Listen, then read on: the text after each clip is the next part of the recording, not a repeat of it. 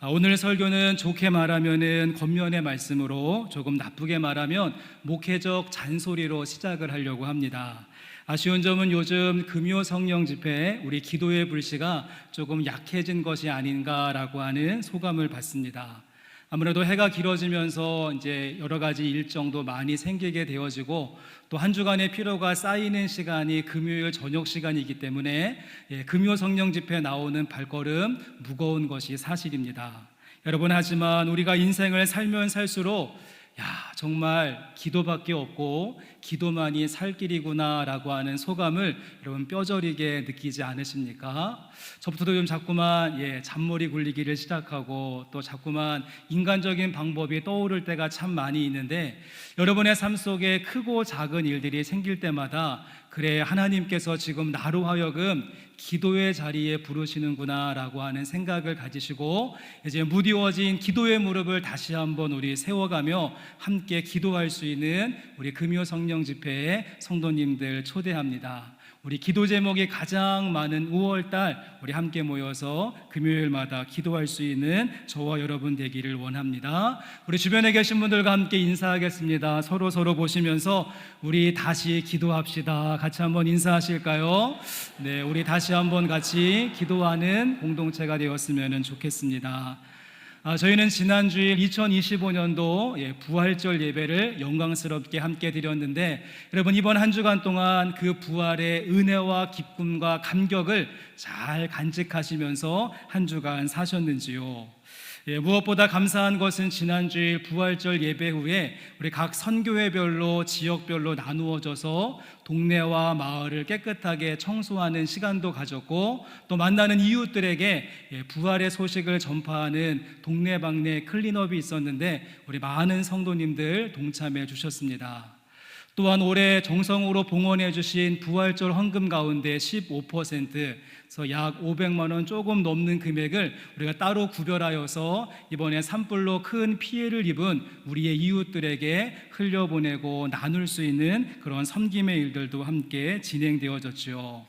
이렇게 우리가 부활하신 주님을 만나게 되어지면 우리의 인생의 목표와 방향과 그리고 목적이 달라진다라고 할 수 있는데, 오늘 살펴보시는 바울의 모습도 마찬가지였습니다. 사도 바울은 부활장인 고린도전서 15장 말씀을 통하여서 부활의 주님을 만났던 여러 사람들을 소개한 다음에 제일 마지막 부분에 만삭되지 못하여 난 자 같은 나에게도 보이셨느니라 라고 이야기하면서, 이 바울도 본인이 직접 부활하신 주님을 만났다라고 이야기하는 부분이 있는데, 저는 아마도 저희가 오늘 살펴보고자 하는 이 사도행전 9장의 말씀, 그 유명한 다메섹 도상에서의 이 사도 바울의 회심 사건이 사도 바울이 내가 부활하신 주님을 만나는 시간이었습니다 라고 소개하고 있는 것이 아닌가 생각이 되어집니다. 여러분, 그러기에 오늘 살펴보려고 하는 사도행전 9장의 말씀은 우리가 원래 순서이기는 하지만 부활절 이후 첫 주에 우리가 살펴볼 만한 참 합당한 말씀이 된다라고 생각이 되어집니다. 그래서 오늘은 저희가 함께 이 사도 바울의 개인적인 인생뿐만 아니라 사도행전 말씀을 넘어서 하나님의 선교 사역의 놀라운 분수령과 분기점이 되어졌던 사도 바울의 회심 사건을 함께 상고해 보고자 합니다. 자, 먼저 오늘 본문 말씀의 위치를 한번 생각해 보시면 우린 치밀하신 하나님의 큰 그림을 먼저 볼 수 있는데요. 무슨 말인가 하면 이 사도행전 9장 말씀 바로 앞이었던 저희가 지난번에 살펴보았던 8장 말씀 끝부분에 보시면 이제 빌립을 통하여서 에디오피아의 여왕이었던 간다게의 국고 맡은 자의 회심 사건을 저희가 함께 보았죠. 에디오피아라고 하는 나라였습니다. 그런가 하면 말씀을 한 장 넘어가 보시면 사도행전 10장에는 이달리아 부대, 로마 군대의 백부장이었던 고넬료라고 하는 사람의 회심 사건이 있습니다. 지금 말씀을 전개하고 있는 누가는 이렇게 이디오피아의 국보 맡은 자의 회심 사건, 그리고 이달리아 부대의 백부장이었던 고넬료의 회심 사건, 요 사이에 우리가 오늘 함께 살펴보는 사도행전 9장, 그 유명한 사도 바울의 회심 사건을 끼워 놓고 있다는 것입니다. 저는 이러한 구조가 주는 메시지가 있다라고 생각을 하는데요, 사도행전 말씀의 문을 열면서 오직 성령이 너에게 임하시면 너희가 권능을 받고 예루살렘과 온 유다와 사마리아와 땅끝까지 이르러 내 증인이 될 것이다 라고 말씀하셨죠. 이 일을 위하여서 예루살렘 땅의 부흥을 위해서는 베드로가 쓰임받았다라고 한다면, 사마리아 땅의 회복을 위해서는 빌립이 아름답게 헌신했다라고 한다면, 이제 복음의 말씀은 확장성을 가지고 땅 끝을 향하여서 나가는 것입니다. 그래서는 이러한 원리를 가지고 말씀을 보시면 그 당시에 사람들의 사고체계 속에서 가장 아래쪽, 가장 남쪽의 땅 끝이라고 생각하고 있었던 에디오피아라고 하는 나라의 좌표를 찍은 것이고, 또한 가장 위쪽, 가장 북쪽의 땅끝이라고 생각하고 있었던 이 이달리아, 로마라고 하는 좌표를 찍은 다음에 이 아래에 있는 에디오피아에서부터 시작하여서 저 위에 있는 이달리아에 이르기까지 이 전체 지역의 이 땅끝을 복음 전파를 위해서 세움받는 사람이 누구인가? 저희가 오늘 살펴보는 사도행전 9장의 말씀, 그래서 살기 등등했었던 그 사울을 하나님께서 꺾으심으로 말미암아 이방인을 위한 그릇을 준비하셨다는 사실, 이것이 오늘 본문 말씀이 우리에게 보여주고 있는 치밀하신 하나님의 큰 그림이라고 할 수 있습니다. 오늘 본문의 말씀의 내용은 이제 많은 분들이 익히 잘 알고 있는 내용이기 때문에 제가 그 전체적인 스토리를 소개하는 것은 생략하겠고요, 전 말씀을 준비하고 또 말씀을 묵상하면서 오늘 말씀의 핵심, 이 사도 바울의 회심이고, 이 사도 바울의 회심이 분수령과 분기점이 되어졌는데, 저는 사도 바울의 회심을 정리하고 압축하고 요약할 수 있는 하나의 문장을 찾아낼 수 있었습니다. 이 비방자였고 또 교회의 핍박자였던 사울이 복음을 전파하는 교회의 일꾼인 바울이 되어지는 과정을 여러 각도에서 설명할 수 있겠지만, 저는 이 말씀이 가장 정확한 표현이 된다라고 생각을 하는데, 만약 저에게 이 사도 바울의 회심을 한 문장으로 정리하십시오라고 이야기해 주신다면, 저는 함께 읽은 말씀 가운데 18절 말씀 한번 보여주시겠습니까? 즉시 사울의 눈에서 비늘 같은 것이 벗어져 그 다음 어떻습니까? 다시 보게 된지라. 여러분, 저에게 사도 바울의 회심을 한마디로 정의해 보라고 한다면 다시 보게 되어지는 것, 다시 보게 된 것이 사도 바울의 회심의 핵심이 된다라고 생각합니다. 물론 이 말씀을 문자적으로 본다면 사도 바울이 3일 동안 잃어버렸던 그 시력을 되찾았다라고 하는 그냥 시력의 회복의 모습으로 볼 수 있겠지만, 저는 더 많은 의미가 내포되어져 있다라고 생각을 하는데요, 여기에서 다시 본다라고 하는 뜻의 헬라어 단어는 아나레포라고 하는 말로서 다시 본다 그런 뜻도 있지만, 위를 본다, 우러러 본다 이러한 말로도 바꿀 수가 있습니다. 그래서는 이 아나레포 가운데 아나라고 하는 접두사가 again이라고 하는 그런 다시라는 뜻도 있지만, 위라고 하는 above라고 하는 뜻도 함께 있는 것을 보게 되죠. 여러분, 그래서 기억하시는지 모르겠지만 예수님께서 니고데모를 만나시고 내가 거듭나지 아니하면, born again 하지 아니하면 하나님 나라 볼 수 없다라고 하셨는데, 여기에서 born again으로 번역된 아나펜이라고 하는 단어도 again, 다시라고 하는 뜻도 있지만 from above, 위에서부터 내려온다라고 하는 뜻이 있다라고 제가 예전에 한번 말씀드린 적이 있는데, 여러분들의 표정을 보니까 다들 처음 들으시는 것 같은 느낌, 참 좋습니다. 하나님 말씀은 늘 언제나 새로운 것이죠. 아무튼 이 아나라고 하는 접두어 again, 다시라고 하는 뜻도 있지만 above, 위로라고 하는 뜻을 가지고 있기 때문에 지금 사도 바울이 다시 보았다는 것은 단순히 시력이 좋아졌다는 의미가 아니라 그는 이제 위를 보는 사람으로 저 위의 것을 바라볼 수 있고 저 위의 시각을 가지고 이 땅을 바라볼 수 있는 새로운 관점과 새로운 시각을 갖게 되어졌다. 그래서 위를 보게 되었다라고 하는 의미가 되는 것입니다.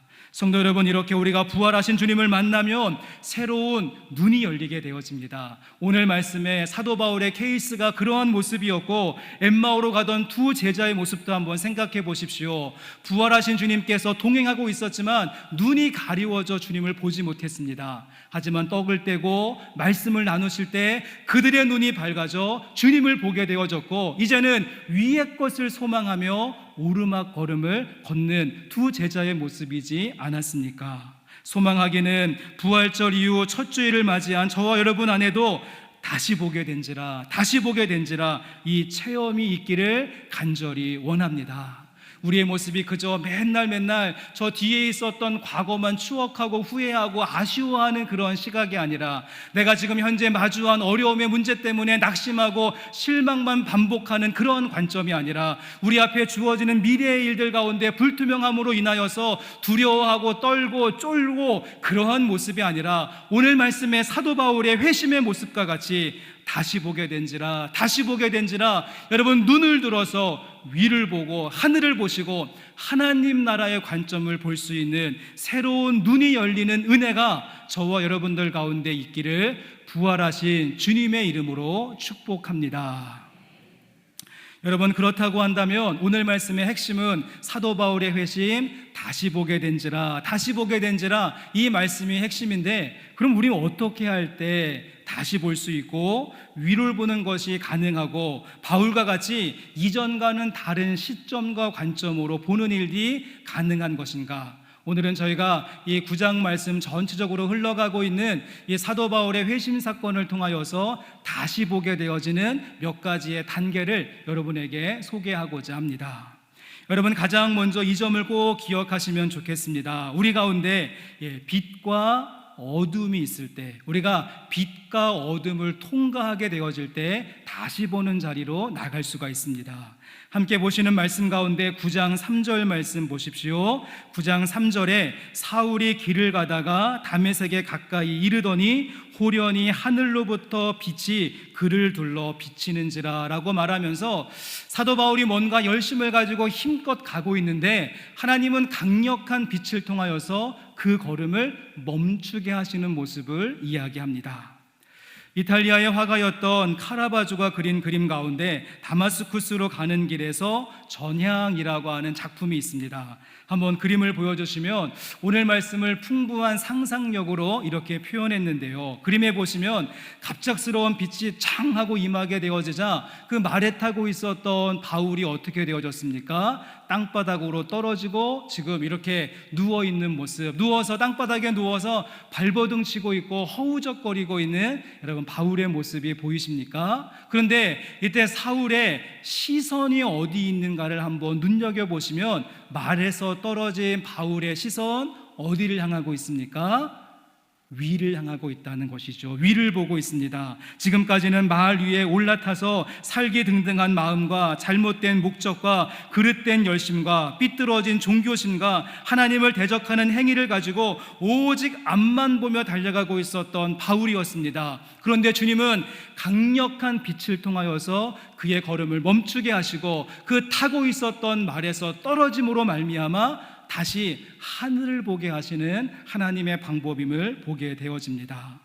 이처럼 하나님은 회심의 첫 번째 단계로서 때로는 저와 여러분의 모습 가운데도 말에서 떨어지게 하는 충격 같은 모습으로, 또 깊은 타박상이 생길 것 같은 상처에 있는 모습을 통하여서 허우적거리게 만드는 혼미한 방법을 통하여서 앞만 보며 달려가던 우리들의 시선을 위를 향할 수 있도록 강력한 빛으로 임하시는 때가 있다는 것입니다. 여러분, 그럴 때 우리에게 필요한 모습은 그 떨어진 자리에서 하늘을 향하여서 삿대질하고 있는 모습이 아니라, 비록 부끄럽고 창피하고 쓰리고 아프겠지만 그 빛이 나에게는 은총의 빛이었습니다. 내가 비로소 땅바닥에 누워서 하늘을 봅니다. 우리가 고백하게 되어질 때 우리 안에도 회심의 일들은 시작되는 줄로 믿습니다. 그런가 하면 흥미로운 점은 주님은 강력한 빛과 함께 또 한 가지 깊은 어둠을 거치게 하시죠. 이 빛과 어둠이 성질이 다르고 명암이 다른 법인데 지금 하나님은 이 빛과 어두움을 하나의 세트로 사용하셔서 사도 바울의 회심을 이끌어 가십니다. 이번에는 8절과 9절 말씀, 8절과 9절 보시면 사울이 땅에서 일어나 눈을 떴으나 아무것도 보지 못하고 사람의 손에 끌려 다메섹으로 들어가서 사흘 동안 보지 못하고 먹지도 마시지도 아니하니라 라고 말하면서 깊은 3일 동안의 어둠의 시간을 통과하게 되어집니다. 어느 날 개미가 6개의 자신의 다리를 가지고 복잡하게 막 걷고 있었는데 저쪽에 보았더니 자신의 다리하고는 비교가 되지 않을 만큼의 무수히 많은 다리를 가지고 있는 지네를 만나게 되어지죠. 그래서 이 100개가 넘는 다리를 가지고 걷고 있는 지네를 보고는 이 개미가 질문하게 되어집니다. 이보시오 지네 양반, 당신은 걸을 때 어느 발을 먼저 내딛습니까? 라고 질문을 하게 되어졌고 이 질문을 받은 지네가 그때부터 멘붕이 찾아와서 지금까지는 잘 걷고 있다가는 그때부터 막 스텝이 꼬이고 한 걸음도 전진하지 못하고 그냥 그 자리에서 얼음이 되어버리고 말았다라고 하는 이야기가 있습니다. 여러분, 그렇습니다. 우리도 지금까지 너무도 당연하게 걸어왔던 그 길을 누군가 물어볼 때 멈칫할 수 있는 모습이 필요한 것이죠.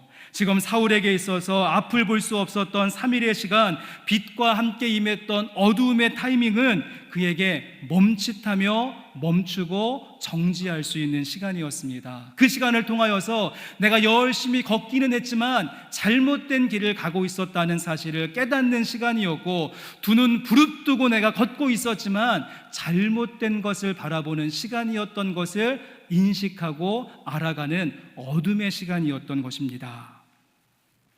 백무산 시인의 정지의 힘이라고 하는 시가 있습니다.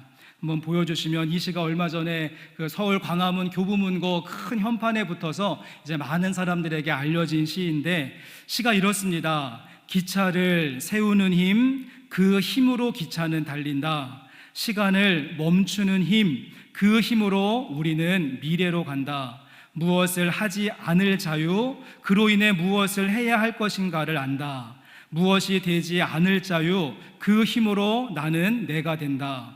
세상을 멈추는 힘, 그 힘으로 우리는 달린다. 정지에 이르렀을 때 우리는 달리는 이유를 안다. 씨앗처럼 정지하라. 꽃은 멈춤의 힘으로 피어난다라고 하는 시이죠. 예배 끝나시고 교회 화단에 가보시면 많은 꽃들이 있을 텐데요, 그 꽃이 오랜 시간 동안 멈추었던 그 힘을 가지고 꽃을 팍 하고 피우는 것 같이, 오늘 말씀에 사울에게 있어서 그 어둠과 임했던 3일의 시간은 멈춤의 시간이었고, 그 멈춤의 시간을 통하여서 사울은 새로운 사람으로, 새로운 시각을 갖는 사람으로 다시 태어날 수 있었습니다. 함께 예배하는 성도 여러분, 지금 우리도 혹시나 무엇인가 열심히 보고 있기는 하는데 잘못된 것을, 또 잘못된 땅의 시각을 가지고 있는 우리의 모습은 아닌가? 우리의 인생을 다시 보고 특별히 위의 것을 새롭게 보기 위하여서 우리의 일상 가운데 임하는 은총의 빛을 갈망하시기를 바랍니다. 또한 그 은총의 빛 가운데 임하는 이어지는 어둠의 시간을 불평과 원망으로 채우는 것이 아니라 멈칫하며 나를 향하신 주님의 뜻을 볼 수 있는 도구로 삼을 때 우리 역시 진정한 회심, 다시 보게 된지라 그 떨어진 자리에서 눈을 들어 위를 보는 은총이 임하게 될 것입니다. 빛과 어둠, 어둠과 빛을 통과하여 위를 향한 새로운 걸음을 걸어 나가실 수 있는 우리 영생교회 성도님들 되시기를 주의 이름으로 간절히 소망합니다. 자, 그런가 하면 또 하나가 있습니다. 오늘 말씀이 핵심이 다시 보게 된지라, 우리가 사도 바울의 그 회심의 모습을 보고 있는데 빛과 어둠을 통과하는 모습도 필요한데, 조금 더 본질적으로 우리 눈에 있는 비늘, 우리 눈에 있는 비늘이 벗겨지게 되어질 때 다시 볼 수 있죠. 우리 말씀을 내려오셔서 18절 말씀, 우리가 함께 읽은 말씀인데요, 이 말씀 같이 한번 읽어보겠습니다. 즉시 사울의 눈에서 비늘 같은 것이 벗어져 다시 보게 된지라. 일어나 세례를 받고. 여러분, 즉시 무엇이 벗겨졌습니까? 사울의 눈에서 비늘 같은 것이 사울의 눈에서 벗겨지고, 그러자 그 다음에 비로소 다시 보게 된지라 라고 하는 말씀으로 이어지고 있는 것입니다. 가끔씩 말씀 공부를 할 때 제가 이러한 질문을 받는 경우가 있습니다. 특히 이제 구약의 말씀을 공부할 때 무엇이라고 물어보시는가 하면, 목사님, 유대인들이 보는 구약의 성경 지금 우리가 보는 것하고 똑같습니까? 라고 질문하는데, 여러분, 네, 그렇습니다. 약간의 순서가 다르고 번역이 조금 다른 부분이 있긴 하지만 우리가 가지고 있는 구약의 말씀, 유대인들이 가지고 있는 성경 똑같은 말씀이라고 할 수가 있습니다. 그러면 깜짝 놀라시면서, 아니 어떻게 이 같은 성경을 보면서 그럴 수 있겠습니까? 유대인들과 이스라엘 사람들 엄연히 이미 구약의 말씀에도 이방인을 향한 하나님의 구원과 섭리와 계획이 다 들어있는데 어떻게 저렇게 교만하고 선민 사상에 빠져 있을 수 있겠습니까? 라고 또다시 질문하게 되어집니다. 여러분, 그렇습니다. 우리의 눈으로 보면 참 이상하지만 그들의 눈으로 보면 하나도 이상하지 않습니다. 성전 이데올로기와 그리고 시오니즘과 선민 사상으로 똘똘 뭉친 그들의 세계관과 그들의 가치관을 가지고 보면은 똑같은 말씀을 읽지만 전혀 다른 방향으로 말씀이 이어갈 수 있다는 것이죠.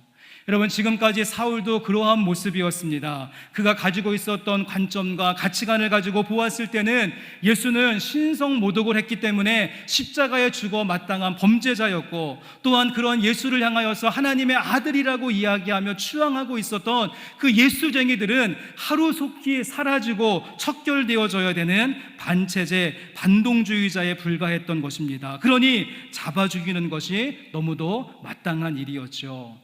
여러분, 사울이 스데반이 죽을 때 어떠한 생각을 품었습니까? 사울이 그 스데반이 죽을 때 그의 죽음을 마땅히 여기더라라고 말씀은 기록합니다. 그러게 우리 주님께서 취하신 두 번째 단계는 무엇인가 하면 그의 눈을 가리고 있었고 그의 눈을 막고 있었던 이 생선의 비늘 같은 것을 벗겨내시는 것이 다시 보게 하는 하나님의 또 하나의 방법이었던 것입니다. 성도 여러분, 그렇습니다. 우리가 예수님을 믿는다는 것은 우리 눈을 가리고 있는 비늘 같은 것이 벗겨지는 것을 우리는 매일매일 경험하는 것이 신앙생활의 모습이지 않을까요?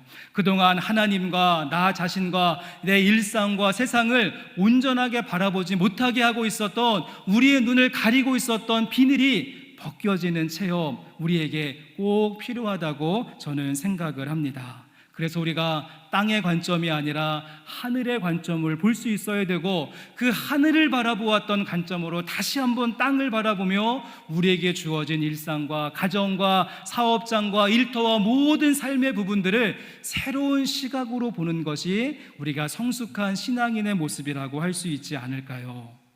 여러분, 그런데 안타깝고 아쉬운 점은요, 저부터 그렇습니다. 저도 목회를 하면 할수록, 말씀을 묵상하면 묵상할수록, 또 신앙생활을 하면 할수록 제가 하늘의 관점이 제 안에서 더욱더 밝아지고 더욱더 청명해지고 더욱더 환해져야 하는데, 이상하게 저부터도 자꾸만 제 안에 있었던 어떠한 신념, 내가 가지고 있었던 경험, 내가 추구하고 있는 신조와 그 선입견이 점점 딱딱하게 굳어가고 강화되어지는 모습을 볼 때가 너무도 많다는 것입니다.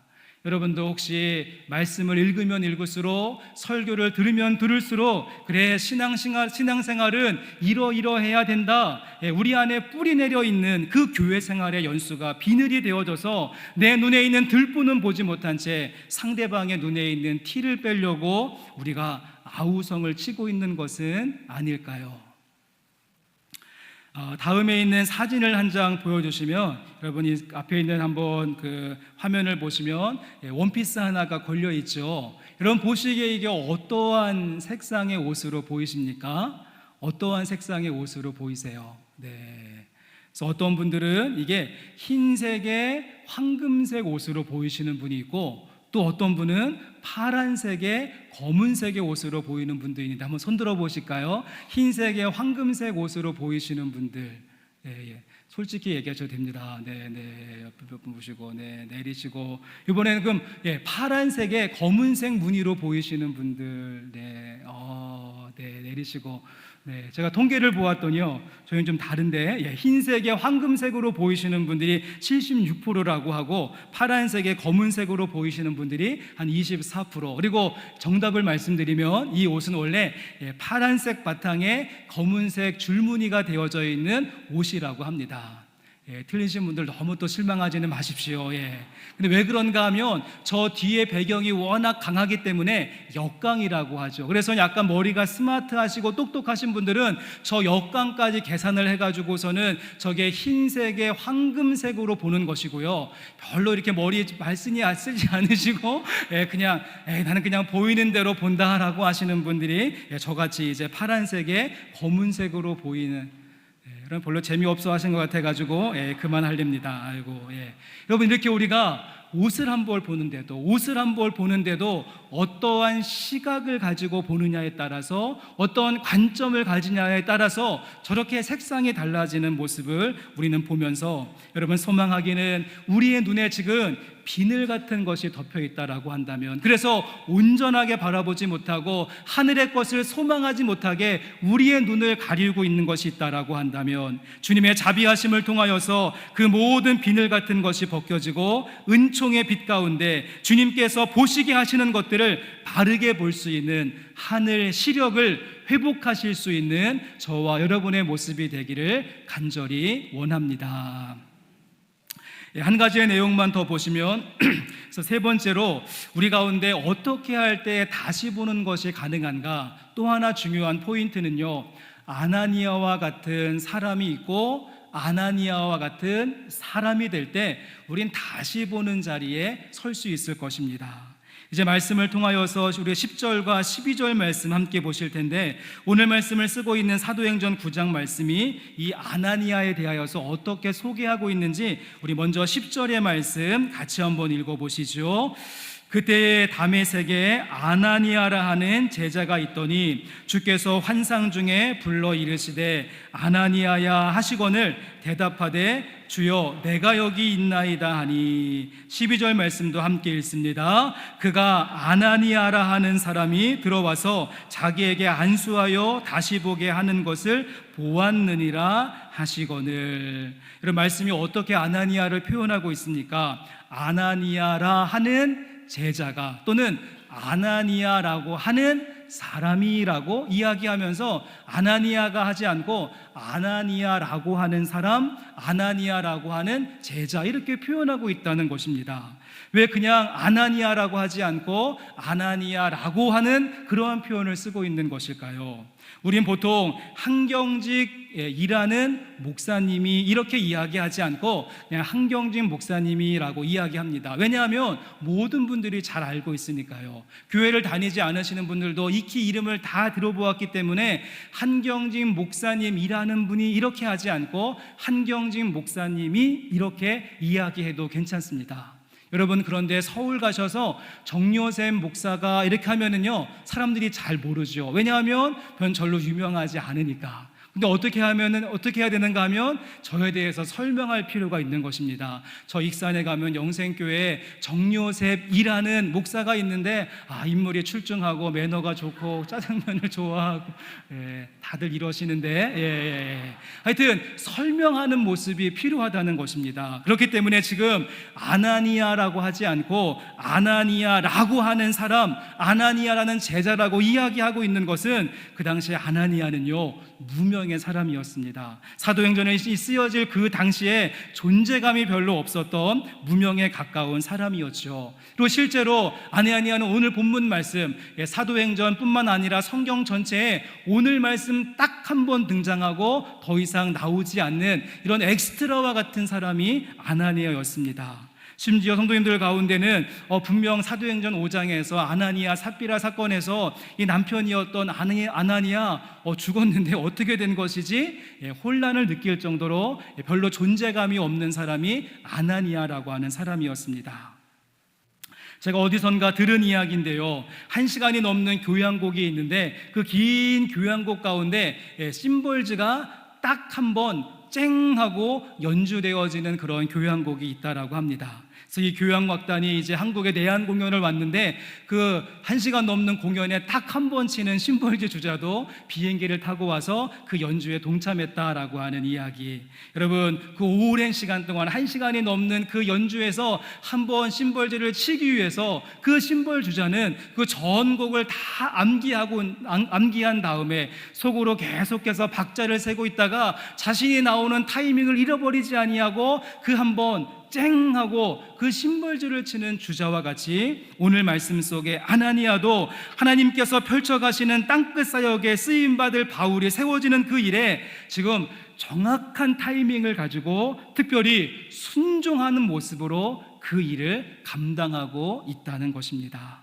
여러분, 이거 결코 쉬운 일 아닙니다. 그리고 어떻게 보면 위험천만한 그런 일이겠죠. 지금까지 사도 바울의 행적 너무도 잘 알고 있었고, 그리고 사도 바울이 가지고 있었던 데스노트에 분명히 아나니아 본인의 이름이 있는 것을 알았을 것입니다. 그런데 자신을 죽이려고 했었던 그 사람에게 안수하고 세례를 베풀고 먹을 양식을 나누어 주고 형제라고 부르는 것 결코 쉬운 일 아니었을 것입니다. 지금 이 앞을 볼 수 없기 때문에 해코지를 못하겠지만 만약 안수함으로 기도함으로 눈이 떠지고 비닐이 벗겨지고 또다시 눈이 확 하고 뒤집힌다면 제일 먼저 나부터 체포할 것인데 라고 하는 두려움의 마음이 들었겠죠. 하지만 그 독사에게 손을 내미는 느낌이었을 텐데 그럼에도 불구하고 아나니아 어떻게 합니까? 오래전부터 박자를 세며 하나님의 교향곡 가운데 집중하고 있었던 아나니아이기 때문에 하나님께서 아나니아야 라고 부르실 때에 그는 조금도 걱정하지 않고 즉각적으로 순종하며 자신에게 있는 심벌주 들고 나와서 쨍 하면서 그 연주를 멋지게 완성하고 있는 모습 우리에게 보여주고 있습니다. 저는 신학교에 처음 들어갔을 때, 그리고 우리 임미든 목사님처럼 처음 이제 목사 안수를 받았을 때, 이 마음이 뜨거운 나머지 기도할 때, 하나님, 제가 이제 사도 바울과 같이 천하를 호령하며 능력 있게 쓰임 받는 종이 되기를 원합니다. 하나님이 펼쳐가시는 그 일에 제가 족적을 남기기를 원합니다. 제가 막 이렇게 뜨거운 마음으로 기도한 적이 있는데 하나님이 저의 기도를 들으시고 얼마나 우습게 생각하셨을까. 저 그릇도 준비 안 되고 실력도 준비 안 됐는데 그냥 쓰임받기 원한다라고 떼쓰는 목사의 모습이 아니었는가 생각이 되어지고요. 요즘은 저의 기도 제목이 바뀌었습니다. 이제는 사도 바울은 어려울 것 같고요. 하나님, 그냥 심벌지 한번 잘 치고 들어갈 수 있는 아나니아와 같은 사역자가 되기를 원합니다. 제가 많은 사람을 빛으로 인도하는 사역은 못했지만 그 빛으로 인도하는 사역을 감당할 그 사울에게 빛을 선물해 주었던 아나니아의 모습, 그리고 이방 선교에 큰 족적을 남기지는 못했지만 그 일을 할 수 있는 사울에게 세례를 베풀어 주었던 아나니아의 모습, 직접 여러 교회를 개척해내지는 못했지만 그 일을 감당할 수 있는 사울에게 음식을 나누어 주고 형제라고 불러주는 그 따뜻한 아나니아의 그 심벌지 사역, 우리가 순종하며 따라가야 되는 믿음의 모습이 아닌가 생각을 합니다.